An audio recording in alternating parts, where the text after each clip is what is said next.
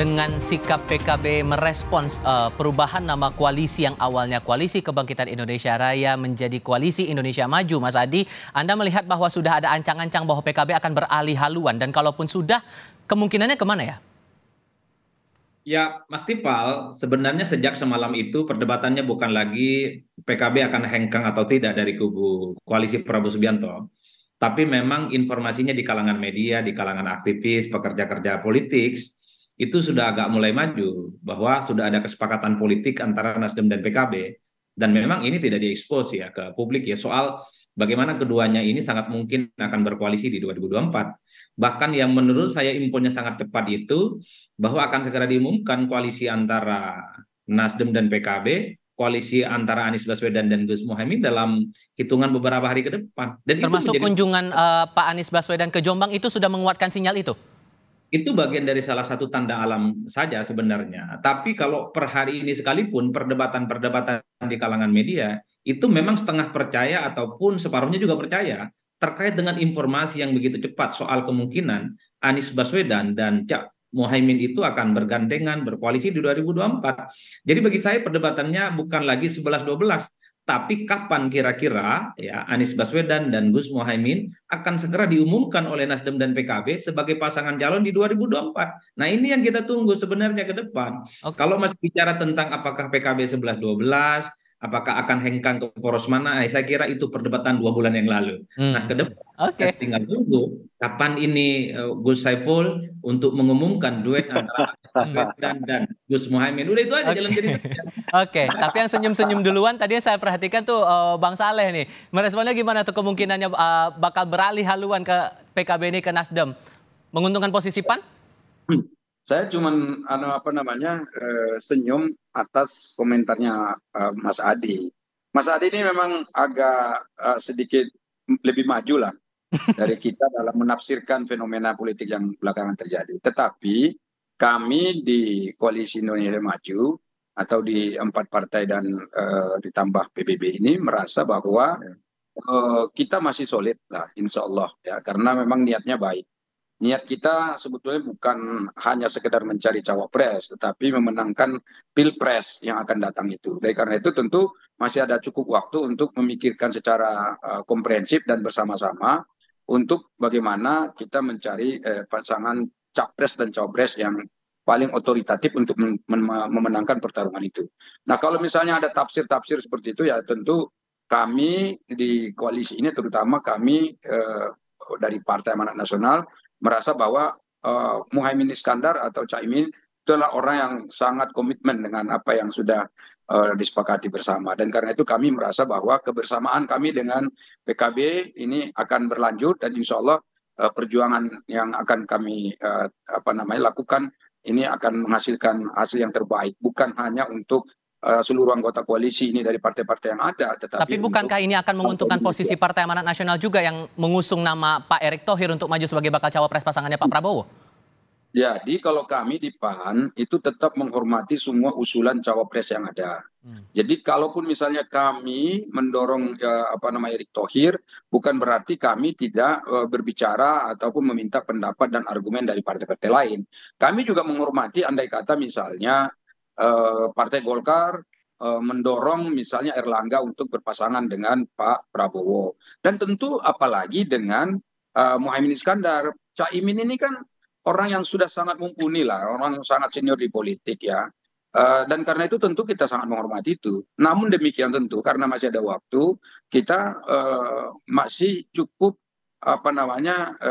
waktu untuk mencari yang terbaik dari semua yang ada ini. Mestinya dengan adanya cawapres-cawapres yang sangat banyak di kubu kita ini, itu sebetulnya keuntungan, bukan malah dipertentangkan. Keuntungannya apa? Keuntungannya adalah kita punya calon yang bisa kita pilih salah satunya untuk menangkan pertarungan itu. Tentu dengan analisis SWOT yang bagus, apa kelemahannya, Oke, apa keuntungannya, kelebihannya di mana, dan seterusnya. baik. Dibandingkan misalnya nanti kita mencoba merumuskan misalnya cawapres-cawapres lain yang belum Baik. tentu sesuai dengan agenda yang sudah kita tetapkan sebelumnya. Oke, ada prediksi dari Mas Adi nih, Pak Saiful. Kayaknya PKB bakal ngarah ke Nasdem. Beneran begitu?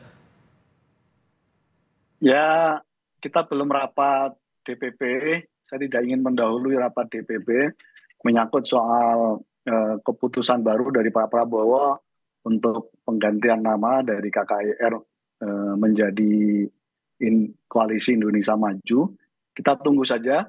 Semoga sehari 2 hari ini sudah ada keputusan menyangkut soal keberadaan PKB dengan koalisi baru yang kemarin diumumkan oleh Pak Prabowo. Tapi kemudian Pak Anies Baswedan datang ke Jombang bahkan bertemu dengan ibunya Pak Muhaimin Iskandar, itu bukankah sebuah pertanda bahwa ya arahnya PKB bakal bergabung dengan koalisi perubahan?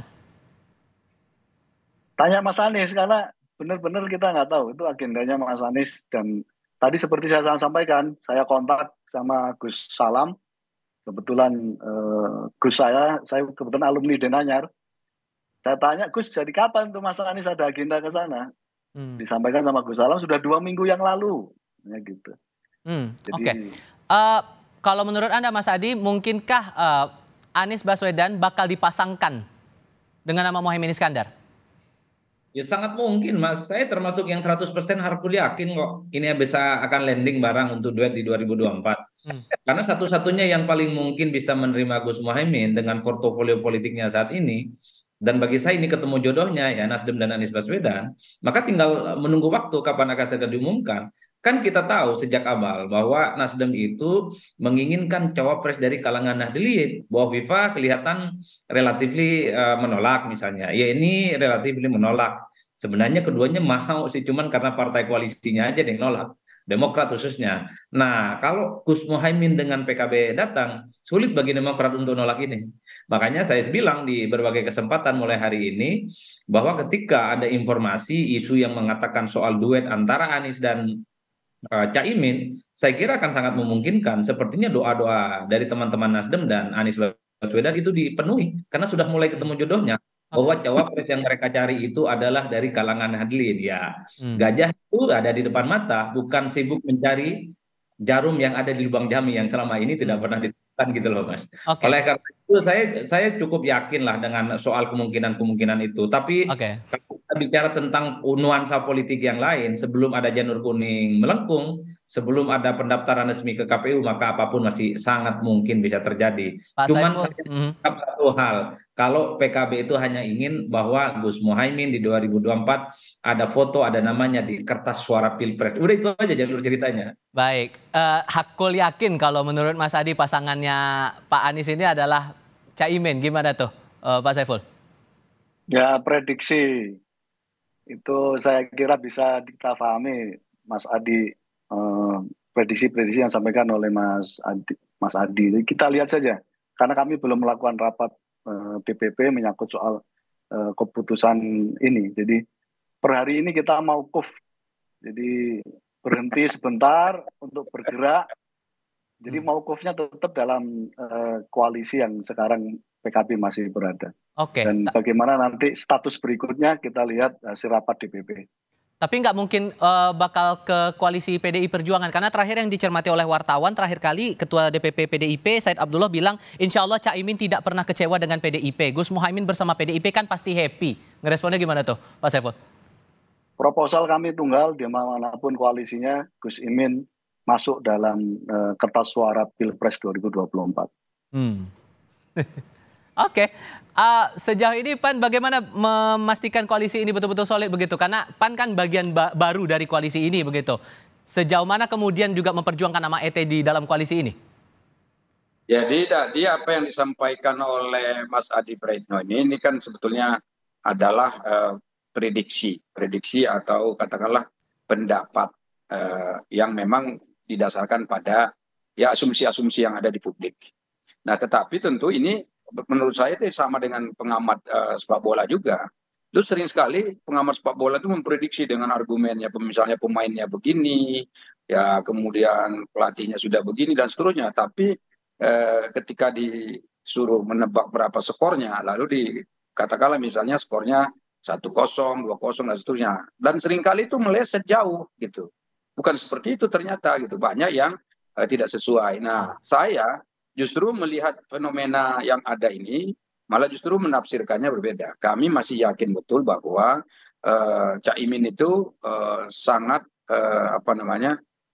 demokratis dan juga tentu sangat menginginkan agar kelanjutan dari pembangunan yang kita capai hari ini itu bisa berlanjut, dan itu ada di kita sebetulnya. Jadi kita menginginkan itu, dan mudah-mudahan apa yang disampaikan Mas Adi Praitno itu adalah katakanlah ya pendapat yang bebas di luar sana, yang tidak sesuai dengan sebetulnya apa yang terjadi di PKB sendiri. Karena PKB sampai hari ini juga tadi istilahnya Pak Saiful itu masih maukuf.